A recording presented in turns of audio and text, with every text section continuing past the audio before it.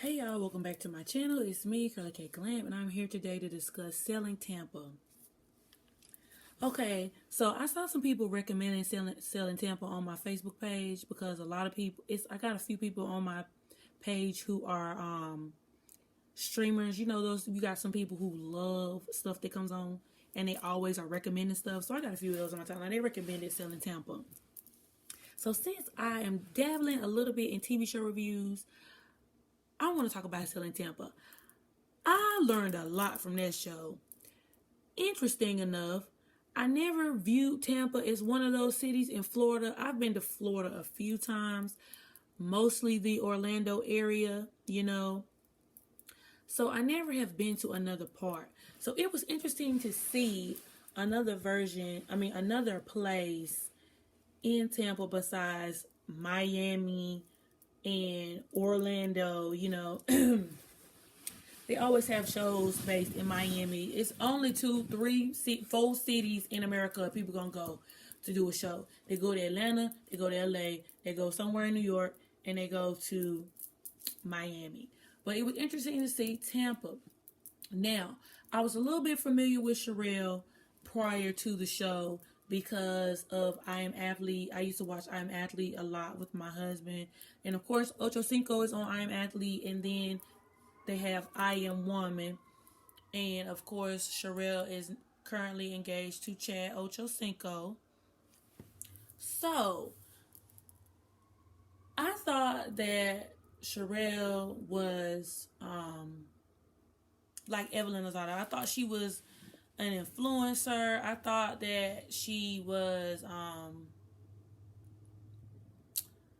like she had dated like athletes before, but I don't think that's the case with her. Come to find out, Sherelle is a vet. Cause typically with Chad or typically with football players, their wives, their wives, a lot of them date a lot of the same women is what I'm trying to say. A lot of women and a lot of the same women and a lot of the same type of women. But Sherelle was different. She wasn't one of those women who was like piggybacking off of her man's success, so to say. From what I can take from the show, she was in the military for some years. She has 3 children, and she has a successful realty business. She is a broker, and I like this show because it showed women doing boss moves. It was a little drama, which I'm trying to stick away from reality shows that got a lot of drama. It was a little bit of drama in the show, but it wasn't too much. Nothing like Love and Hip Hop, Bad Girls Club type stuff, but I enjoyed the show. I think my favorite person on the show, if I had one,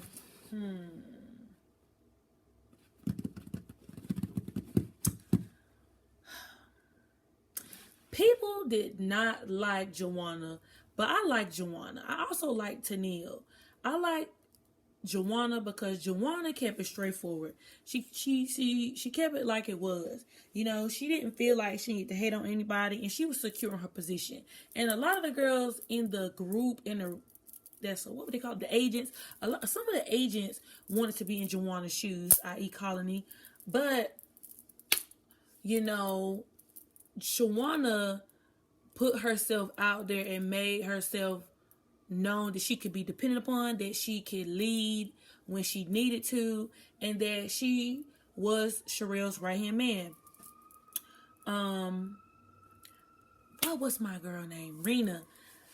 Rena was about her business, but I felt like what she was doing is the way business goes, but it was dirty because her and Sherelle had a rapport before she got into real estate, if that makes sense. I understand that she was there from the ground up of Allure, building and becoming the empire that it's going to be. But I feel like she had to do what she had to do because she didn't like the commission cuts. But also I felt like the way she was moving was dirty, especially when she had that meeting with Anna Sophie and Colony. I thought it was a little trifling that Colony was a snitch. Did anybody else think Colony was a snitch? Because I did. The only one time I felt like she was right was when she called out Anna Sophie for what she was saying in front of Sherelle. But I felt like she shouldn't have said nothing to Sherelle in the beginning, because all of that was messy. And none of them Sherelle didn't need to know about none of them meetings they had with Raina, because nothing was set in stone. Raina was just brainstorming. It wasn't like, Raina was gone. Raina had left the next day and had her own building. Yeah, she might have looked into some things, but nothing was set in stone. And I wouldn't have said nothing until anything was set in stone and it was solid. I wouldn't say the word, because it was for nothing to be told. It was nothing to be told. Of course, I think Anna Sophie is either gonna leave and go with Raina, or she said she was gonna go and get her brokerage license. Which, if that's what she wants in order to elevate in her career, that's fine. But just to, spite somebody and be messy, I don't necessarily agree with. Tania was about her coins. Sis didn't play, period. That's all I can say about Tania. I wasn't mad at her. She was about her money. She was about her hustle. She was about her job, her business. And was she rude for what she said about Alexis? No, she wasn't. But Alexis did kind of drop the ball a couple of times. And I was just like, girl, I understand that you got things going on. But as women, we just wear the hats. We got to be mom. We got to be wife. You got to be, support system to your family. You got to go out here, work and hustle. Unless, it's for your man to be out here making the coins. But most women nowadays don't want to just be housewives. They want to have other things going on. And there's no knock to the housewives, because honestly, I wish I was a housewife, because going to work a 9 to 5 every day is overrated. Anyway, but who else? I can commend Anna Sophie and Colony's hustle. They was about their business, and for them to be young women coming up in the real estate game, they was about it, okay? And to be that young and already selling $1 million homes, okay? Because it takes some people in real estate years to get that far. So I respect it. I just did not think Tampa would look like that. I don't know what I thought Tampa would look like. And maybe now I should go and visit Tampa one day. But I just did not think that Tampa would look like that. I don't know. Maybe I thought Tampa was more inland than on the water. And it's not even on the ocean. It's kind of like on a lake, or, in the middle of like a channel or something. I don't know.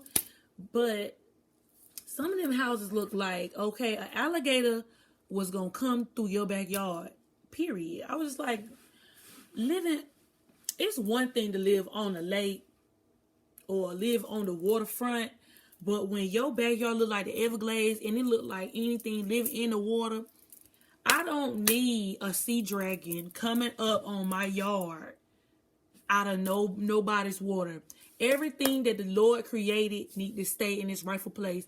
And obviously your house is in its rightful place, and I wouldn't be staying there. I'm not staying. No. One of them houses looked like they was in the Everglades. I was like, absolutely not. Do you see these trees? No, absolutely not. It's a no for me. All the way no. Because them kind of houses be the houses that you see people be recording them viral videos on Facebook, and it be like a snake in a toilet or something. And I'm just like, you live out there with all the water moccasins, okay? You live out there with Alligator Dundee. You live out there. That's their domain, not ours.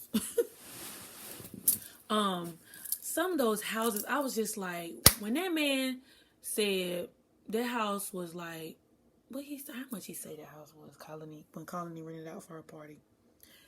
I think he said the house was $30 million, or when he bought it, it was $16 million. And now if he was to sell the house, he want $30 million for it. And they was making only 3% commission. I was like, bruh, some of those commissions that they make on one house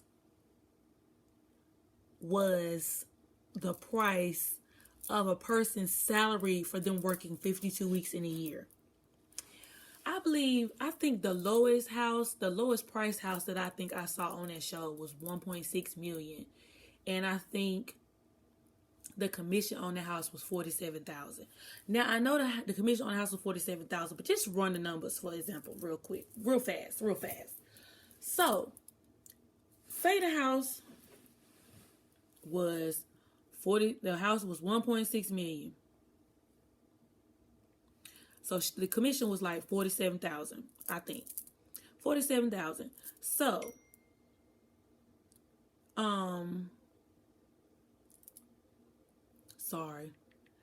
say the commission was 47,000. So we gonna times that by, she said 15% was gonna go to the company. So you giving them $7,050 if your commission was 47,000. So you giving Sherelle $7,050, right? So you got your 47,000 times your, she said, did she say 80-20? No, she said 80-20. Because she raised it. It was 95.5 and it went up to 80-20. That's right. So 47,000 times 20%. You got to give Sherelle $9,400. So 47,000 minus the $9,400, you get to keep $37,600. Okay. Then just $37,600 is just what you get to keep. But of course, they got to get taxed. So they probably will make, if they file their taxes quarterly, or I don't know how real estate agents do it. But just the mere fact they made $37,000 after they paid Sherelle her 20% broker fee, that's more than some people make in America for the whole year. With $37,000, I could have paid off my whole student loan. And one of them commissions was like $100K. I could have paid off my student loan, my husband's student loan, and our car. So I was just thinking, like, why did I even go to college? Why didn't I just get my real estate license? I was just like, so you mean to tell me one house, $100,000? I just need to sell one house part-time. If I'm part-time real estate, I just need to sell one house, bro. I'm set for the year. I don't gotta work. I gotta sell no more houses the rest of the year. I can just show condos like Colony was doing at one part of the show. That condo was 3.5 million though, I think. I'm like, where in the world? I was like, a condo is a glorified apartment. I don't even want to stay in the apartment I'm in. And people, and then it's not funny though, because seriously, I was thinking about it. I was like, that condo was 3.5 million. There's people in America who can't even afford $1,500 rent, and you got somebody staying in a condo for 3.5 million. Where's America in their priorities? Like, for real. But anyway, not to get all woke, but I'm just saying, like, I was looking at some of these houses, I was just like, I just want a house. I'm gonna get my house, but I'm just saying, like, I was just boggled at the amount of money. But anyway, I learned a lot about real estate, you know what I'm saying, and the grind that it takes. You got to be consistent. You got to go out here and build your clientele. I respect it. And I was understanding when some of them said that when the pandemic hit, you know, it was slow. I can understand it, so I wasn't mad at it. Overall, I like the show. I'm ready for the second half of season 1 or season 2 to come out. I don't know how long it'll be, but kudos to you, Sherelle girl. It was good. I liked it. I'm sure I forgot a ton of stuff, you know, that happened in the show. But leave your comments down below and let me know about what you thought about it. And I'll be back with more videos. Deuces.